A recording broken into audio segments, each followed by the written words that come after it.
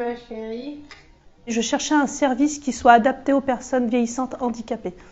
Ça, c'était très important. Il était dans un service pour personnes atteintes de la maladie d'Alzheimer et ça se passait pas bien. Ça se passait pas, tout simplement. Il n'y avait pas de vie, il n'y avait rien. Elle est belle la table? Oui, mais Ça va? magnifique. Je peux me permettre de donner à ta femme là? Ouais, moi aussi. Ouais. T'es sûr? Joël commençait à être... où ses problèmes de santé commençaient à prendre beaucoup de place. Quand j'écoutais les équipes, les anciennes équipes, donc les anciens collègues, souvent on me disait « Joël, elle a tout donné jusqu'à son mariage ». J'ai trouvé l'endroit parfait.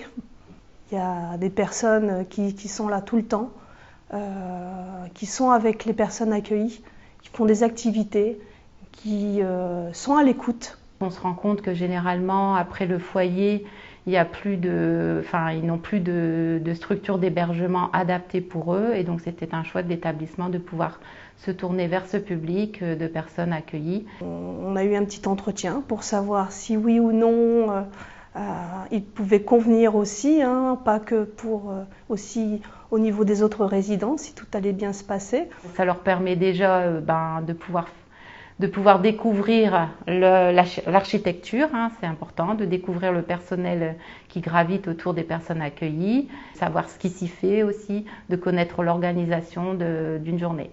Petit à petit, il a pris sa place et il était heureux. Je l'ai vu dès le premier jour quand il est arrivé ici. Je l'ai vu.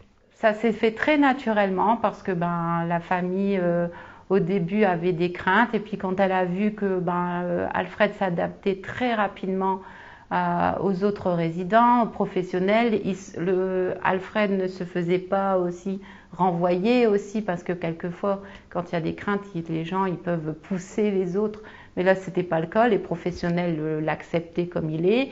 C'était tout à fait normal de penser que ça y est, sa place, l'arrivée à la maison de retraite, c'est imminent. Donc on a commencé à faire des visites. On avait vraiment essayé de faire les choses bien pour qu'il puisse se sentir à l'aise. Et quand on a vu, quand il est arrivé ici, il était très très à l'aise. Tout de suite, voilà, il va vers tout le monde, il dit bonjour. Alain, il s'est super vite intégré à l'équipe, super vite intégré avec les résidents. Mais il gardait tout le temps à l'esprit, Joël, elle va venir vivre ici. C'était vraiment son but ultime. C'était même si moi je suis dans l'unité ici et Joël, elle est dans une autre chambre, on va se retrouver ici à vivre ensemble. En fait, c'est vraiment ce qui moi m'a marqué dès le début. En fait, il ne se projetait pas sans Joël ici. En fait, c'est ça qui était un peu frustrant dans cette histoire, c'est de voir l'envie que lui avait. Il ne vivait son quotidien que pour voir Joël. Et d'un autre côté, il y avait la peur pour Joël et la volonté de la préserver, mais finalement, le couple et les individus n'étaient plus du tout mis au centre des préoccupations à ce moment-là. Et c'est vrai que nous, c'était touchant parce qu'on voyait Alain aller de plus en plus mal, en fait. Et de tout ça, on s'est dit, on peut plus la laisser subir ce rythme, c'est pas possible, c'est pas bien pour elle. Et donc, on en a discuté en réunion très souvent avec mes collègues, hein, et puis avec sa tutrice aussi, qui la connaît très très bien depuis très longtemps. Et cette décision a été prise à ce moment-là de se dire, il faut qu'elle aille dans un endroit qui respecteront son rythme, le calme, et voilà. Et en parallèle, sans le savoir, on a su que nos collègues de Bruno Harley faisaient la même démarche pour Alain. Et puis là, c'était super bien parce que du coup, c'est comme ça qu'on a pu les faire se retrouver au même endroit aujourd'hui. Et de toute façon, c'était leur désir, à l'un comme à l'autre. Donc c'était parfait.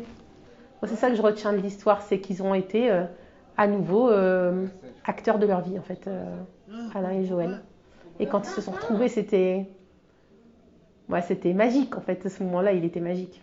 Joël a retrouvé une seconde jeunesse, hein, parce qu'il paraît elle va très bien. Moi, je l'avais vue il y a 1 an maintenant, et c'est vrai qu'elle allait très bien, parce qu'on a quand même gardé le lien entre le FAM et la maison de retraite où elle est aujourd'hui.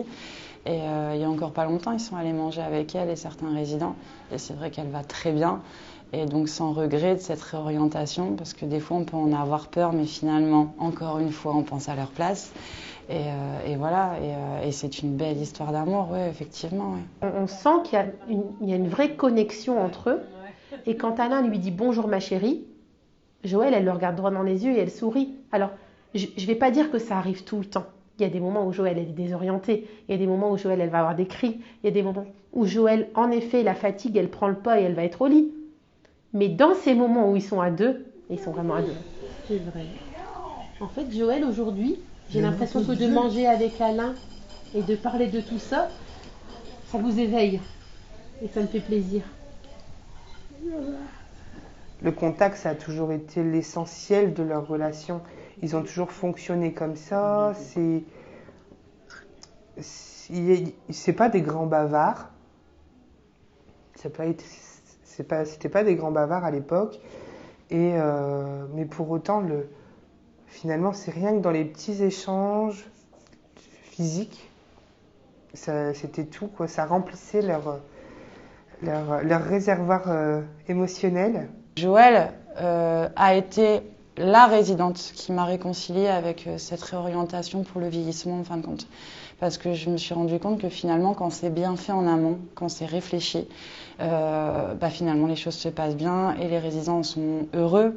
Donc c'est Joëlle qui m'a aidée justement à me réconcilier avec ça. Et je pense que c'est bien que nous, en tant qu'éducateurs, on puisse aussi entendre tout ça. C'est vraiment réaliser, répondre à la demande de la personne, c'est son souhait, c'est toute sa vie entière qui est remise en question et que finalement il la remet entre nos mains. Il remet sa vie entre nos mains, son avenir, et de se rapprocher au plus près de ce qu'il souhaite, c'est l'essentiel et c'est le cœur même du métier. Ils garderont les mêmes repères jusqu'à la fin. Et là, c'est rassurant pour la famille. Elle sait que elle va pas devoir encore bousculer les habitudes, changer de résidence, changer d'hébergement, changer de commune, parce que c'est souvent ce qui arrive. Là, elles vont pouvoir rester jusqu'à la fin.